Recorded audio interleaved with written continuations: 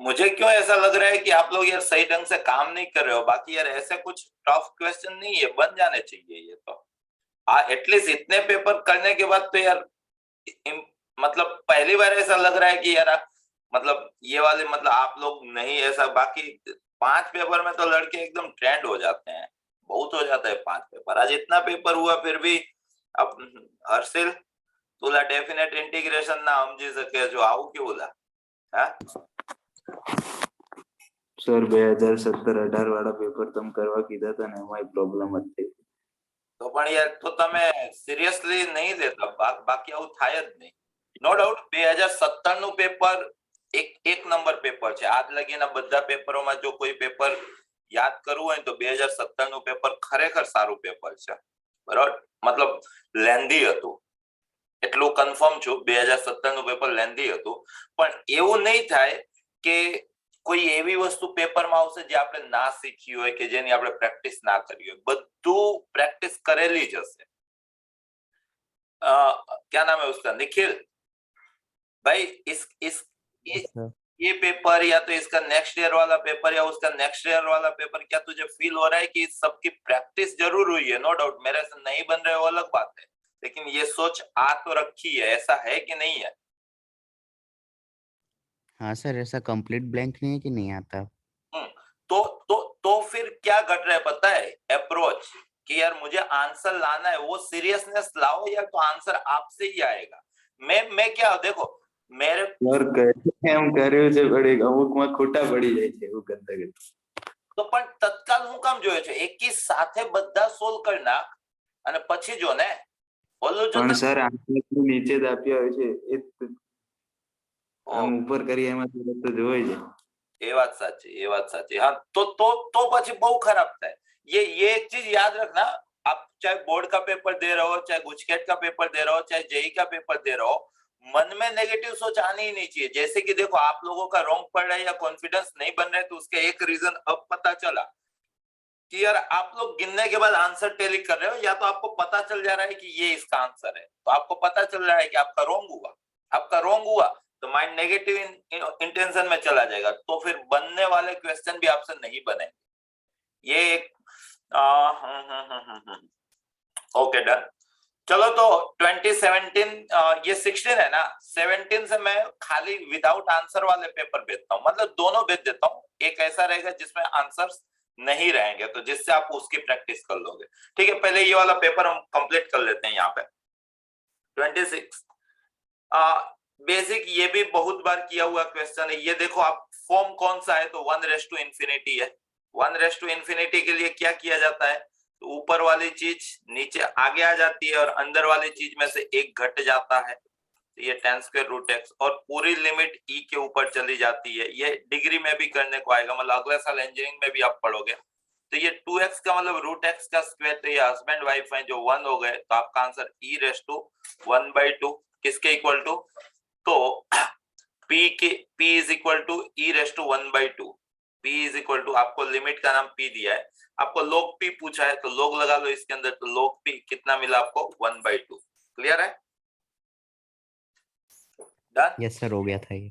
Okay 27 भी हो जाना चाहिए था, कोई टफ नहीं है, इजी है।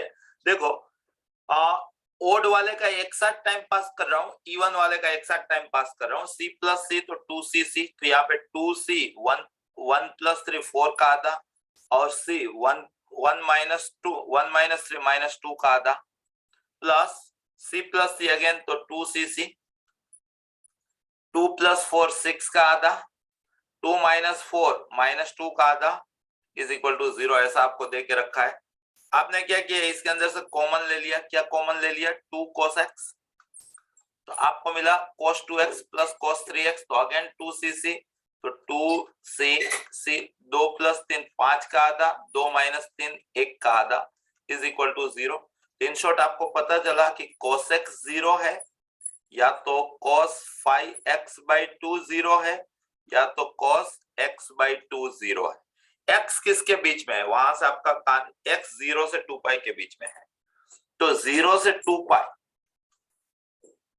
0 लेना है, 2π नहीं लेना है। इसके बीच में cos 0 कहां पे हुआ, आप बोले कि सर एक π/2 पे हुआ, एक 3π/2 पे हुआ। ओके, x अगर आपका 0 से 2π के बीच में है तो x/2 आपका 0 से π के बीच में होगा, तो 5x/2 0 से 5π के बीच में होगा। ये आपका 0 से 5π के बीच में टैली करना है 5x/2।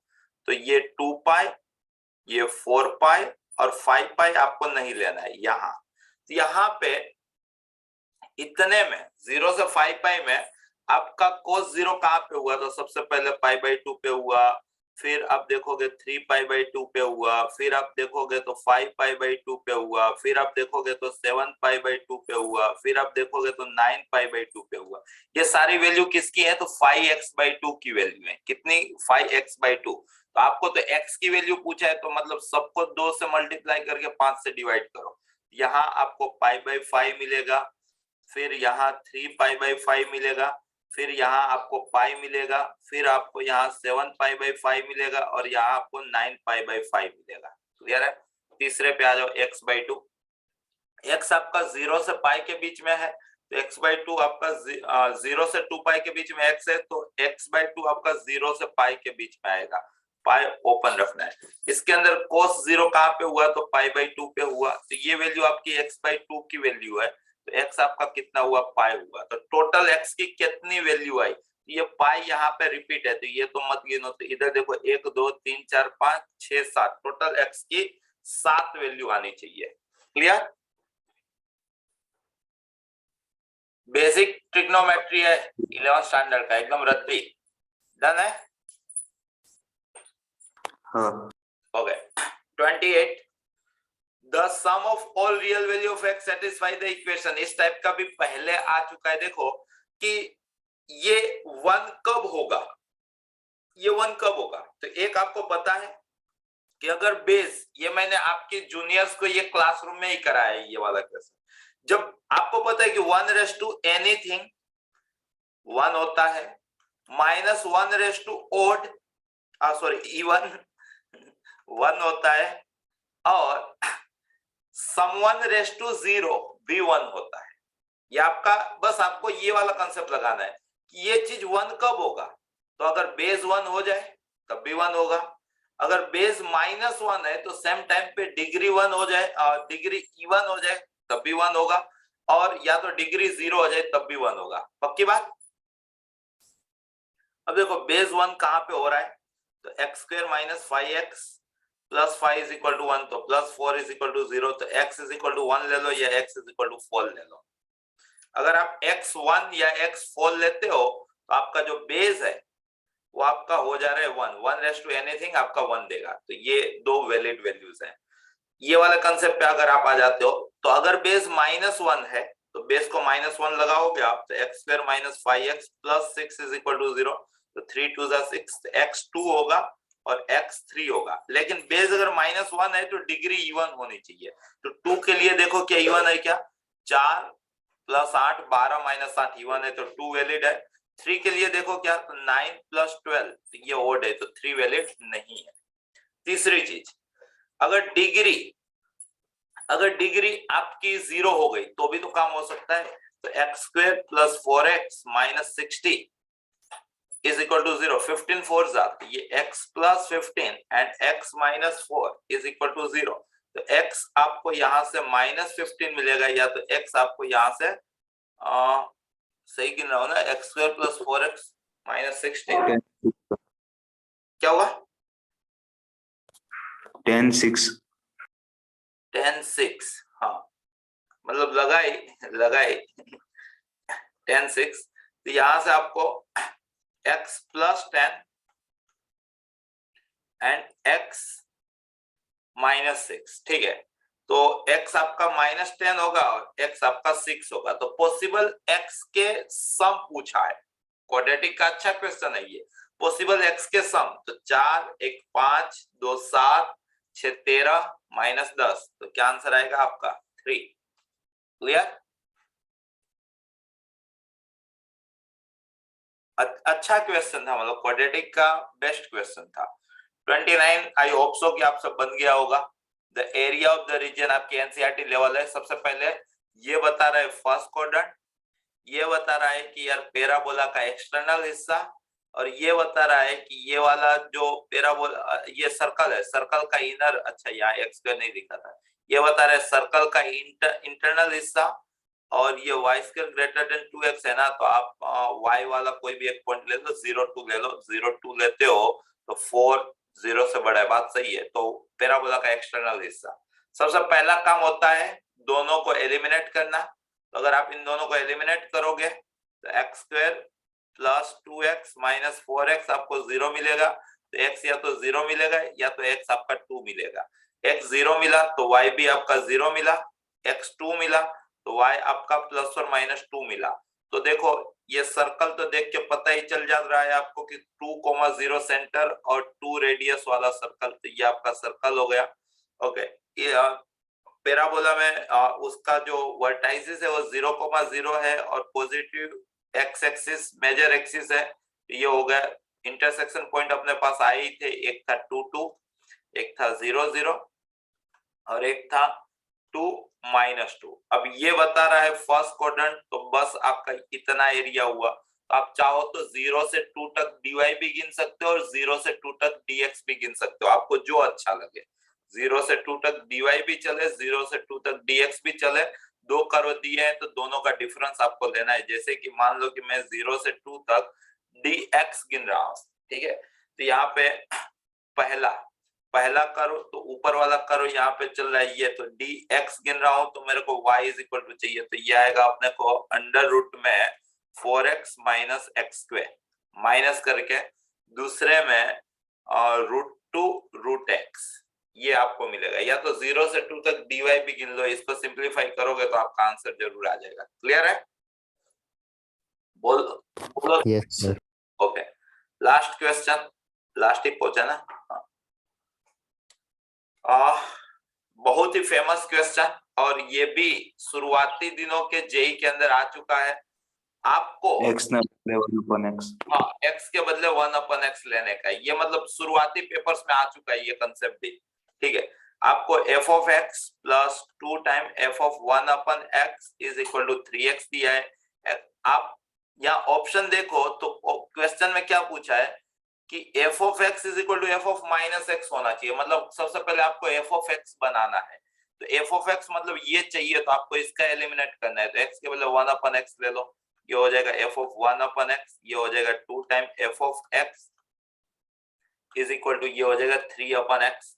आपको इसको एलिमिनेट करना है, 2 से मल्टीप्लाई कर दो तो ये 4 हो गई, ये 2 हो गया, ये 6 हो गया। अब सब्ट्रैक्ट करो तो 4 में से 1 गया तो ये 3f of x, ये तो कट ही गया। ये 6/x माइनस 3x, तो 3 कॉमन, तो ये 2/x माइनस x, तो ये 3 कट गया। तो आपको यहाँ से f of x डायरेक्टली मिल गया, कितना मिल गया 2/x माइनस x। आप f of माइनस x बना लो तो आपको मिलेगा माइनस 2/x प्लस x। आपको बोला f of x is equal to f of minus x है, मतलब 2/x minus x is equal to minus 2/x plus x। तो in short 4/x is equal to 2x। तो in short x square is equal to आपको मिल रहा है 2, तो x आपको मिलेगा प्लस और माइनस √2। तो इसका क्या मतलब होगा, तो इसका मतलब होगा कि कितने एलिमेंट है, 2 एलिमेंट है, कंटेंट्स मोर देन 2 नहीं, एम्प्टी नहीं, एग्जैक्टली 1 नहीं, तो आंसर आएगा ये। क्लियर है? Yes sir. देखो ये बीच के 2-3 साल जो है ना, जब तक मल्टी पेपर्स नहीं आते, मतलब 19 नहीं आता है, तब तक पेपर कुछ काफी लेंथी निकले थे। मतलब इन सारे पेपर में नंबर्स कम थे, लेकिन जिसकी स्पीड ज्यादा थी उसका सक्सेस ज्यादा था। तो लेंथी पेपर निकले, वो अपने लिए अच्छी बात रहेगी, आप प्रॉपर सोच के साथ अगर सोल्व करते हो तो। ठीक है, यस आज आप वापस 17 सोल्व करो। देखो उसका आंसर मत देखना, मैं आपको विदाउट आंसर वाली पीडीएफ दोपहर को 2-2:30 बजे भेज दूंगा। हाँ, फिर से क्या दिक्कत है? ओके रटते थोड़े हैं कि अपने को आंसर याद होगा कि इसका आंसर ये आ रहा था। अपने लिए तो रोज वो एक ही क्वेश्चन रोज दिया जाए तो भी अपने को तो गिनना ही है ना। आंसर थोड़े रटना है कि यार हो गया है तो अब नहीं होगा। चाहो तो अब 2002 का पेपर वापस सोल्व करो, देखो आपको आज उसमें भी कुछ नया सीखने को मिलेगा। ठीक है, बाकी बाकी सर अगर वो तो पूरा दिमाग में है। वो दिमाग में नहीं रहना चाहिए। अगर सोचो कि मैं हर साल, अब क्या होता है कि हर साल एक ही साल नया आता है ना, जैसे तुम्हारी बैच में जो करा रहा हूं, तो मेरे लिए नया पेपर कौन सा है, 2021 वाला, प्रीवियस ईयर वाला। ठीक है, बाकी तुम्हारे सीनियर को मैंने वो सारी बातें तो करा ही दी होगी। ठीक है, और तुम्हारे जो जूनियर है उनके लिए मेरे लिए नया कौन सा होगा, तो तुम्हारा वाला पेपर। बाकी तब तक का पेपर तो मैंने कराया ही होगा। फिर भी अगर मैं एक्सप्लेन करता हूं तो किसी को ये नहीं, 1% ये नहीं फील होगा कि सर गिनने से पहले सर को आता है। मैं एकदम लिटरली लाइव ही गिनता हूं ना। अगर मैं याद रखने जाऊंगा तो आप लोग सीख ही नहीं पाओगे। उसी तरह आपको मेथड कंसेप्ट दिमाग में डालना है, आंसर थोड़े रटना है यार कि इसमें ऐसा करने का ऐसा करने का।